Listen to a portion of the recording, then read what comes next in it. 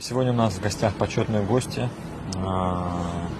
глава Республики Башкортостан со своими коллегами прибыл в Республику Абхазия, и мы с моим коллегой, министром образования и науки республики, посещаем школу-интернат и четвертую школу в городе Очимчира.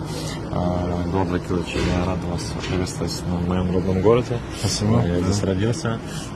И вдвойне приятно, конечно, нашим директорам, что вы посещаете, задаете вопросы, поэтому я вам выражаю искреннюю благодарность. И надеюсь, конечно, что в ближайшее время ваши дети приедут, будут отдыхать здесь, дружить с нашими. И не только просто отдыхать, но и получать новые знания. Спасибо, спасибо.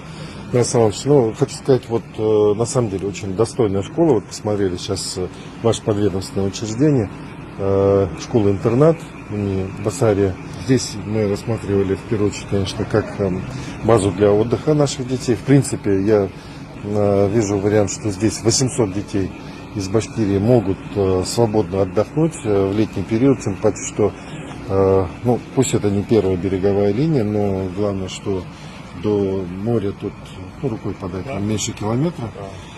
Условия на самом деле очень достойные. Я думаю, при небольшом, конечно, вложение все равно необходимо, потому что базу всегда надо все-таки под начало летней оздоровительной кампании обновить. Я думаю, мы уже в рабочем порядке после. Да, самое главное, чтобы у нас был какой-то правоустанавливающий документ совместный, как раз, соглашение, протокол намерений.